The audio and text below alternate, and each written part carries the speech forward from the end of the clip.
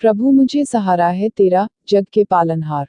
कार्तिक मास महात्म की कथा करूं विस्तार।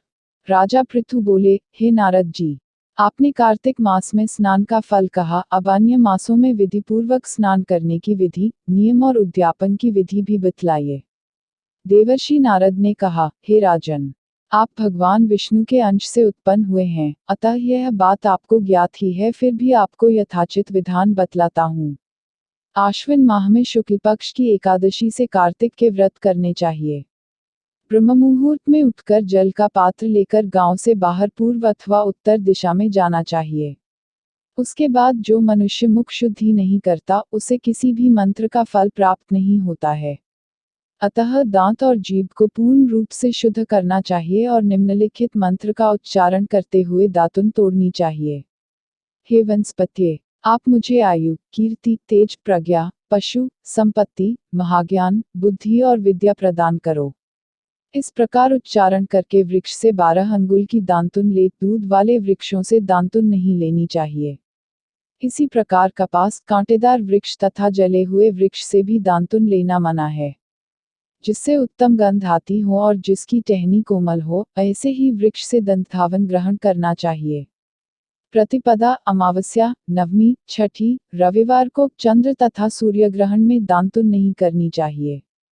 तत्पश्चात भली भांति स्नान करके फूलमाला, चंदन और पान आदि पूजा की सामग्री लेकर प्रसन्नचित्त व भक्तिपूर्वक शिवालय में जाकर सभी देवी देवताओं की अर्घ्य, आचमनीय आदि वस्तुओं से पृथक पृथक पूजा करके प्रार्थना एवं प्रणाम करना चाहिए। फिर भक्तों के स्वर में स्वर मिलाकर श्रीहरि का कीर्तन करना चाहिए।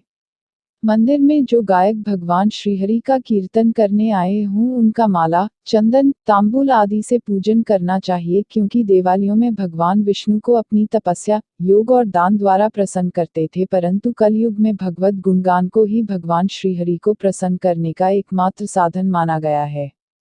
नारद जी राजा पृथु से बोले, हे राजन, एक बार मैंने भगवान से पूछा कि हे प्रभु, आप सबसे अधिक कहाँ निवास करते हैं?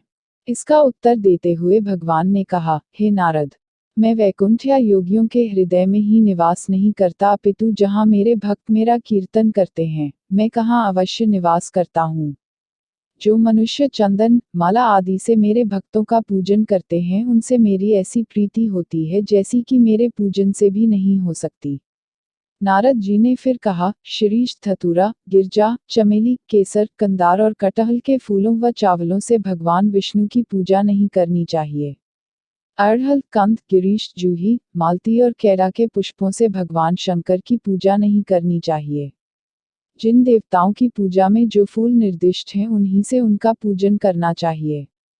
पूजन समाप्ति के बाद भगवान से क्षमा प्रार्थना करनी चाहिए।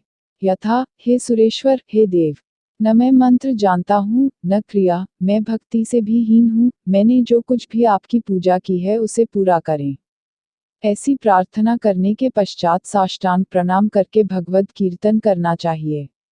श्रीहरि की कथा सुननी चाहिए और प्रसाद ग्रहण करना चाहिए। जो मनुष्य उपरोक्त विधि के अनुसार कार्तिक व्रत का अनुष्ठान करते हैं, वह जगत के सभी सुखों को भोगते हुए अंत में मुक्ति को प्राप्त करते हैं।